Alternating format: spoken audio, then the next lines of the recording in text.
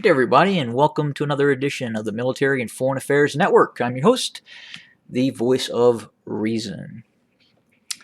And I wanted to do a quick video on Russia, on Navalny, and the whole YouTube thing that's kind of going on with him, and this kind of this new generation of Russian YouTubers that are coming out who really support Navalny and tend to not like Vladimir Putin at all.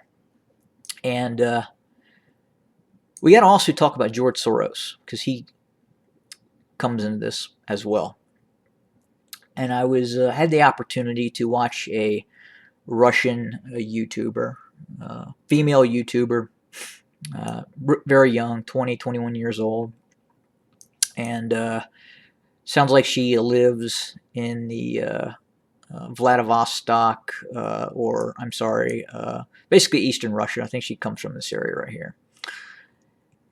And she kind of goes on we'll call it a rant about her government, Vladimir Putin.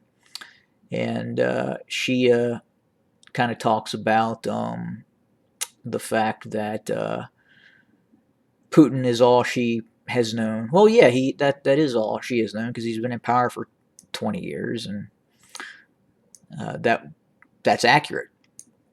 But at the same time, I'm kind of getting a little bit more information about how these thoughts and these feelings are starting to appear. So first off, on Navalny, the guy, prior to kind of getting into the George Soros camp in the Open Societies agenda, he was a nationalist, and he's young, charismatic, and didn't really like Putin. You know, had his own agendas, and but he's done a 360 about his whole ideas on nationalism and in Russia, and has changed some viewpoints, which kind of gets him to fall in line with the George Soros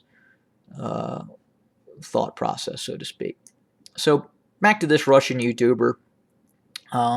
She's using a lot of words that we here in the States are listening to in terms of some of the verbiage that's coming out of the universities, some of the woke conversations. She mentioned the term unsafe, and that's a term to really kind of shut down speech here in the United States. So, for instance, if we're having a conversation and you say something, you being a what I would define as a neoliberal, and then I say something in a counterpoint to what you just said, then you immediately respond back and say, well, that makes me feel unsafe. Well, you've just shut down the entire conversation in terms of conversations inside of American universities. So apparently this young Russian YouTuber had the opportunity to visit the United States. And when she was in the United States, she went to the University of Minnesota.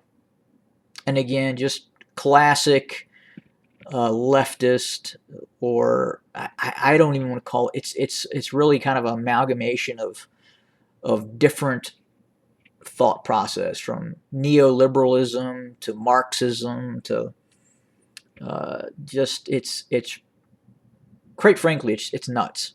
But she spends a year here and goes back to Russia after her indoctrination period through this George Soros Foundation program that gives her the ability to basically come to the United States and experience a U.S. university. So she goes back and she starts a YouTube channel. And a lot of it's an English language YouTube channel. So there's a lot of Russian opinions that you just simply don't hear because a lot of them don't speak English and I don't speak Russian. So it's difficult to kind of get the other thought process. But a lot of these Russian-speaking YouTubers are going over to the United States. They're getting indoctrinated into these schools, and then they're coming back, and then they're kind of siding with the whole Navalny methodology that's going on. The whole that minor political apparatus that would appear to be a lot bigger than what it really is in Russia. So if you hear about Navalny in the United States, you think there's this very large movement against Putin, and it's probably much bigger than it really is.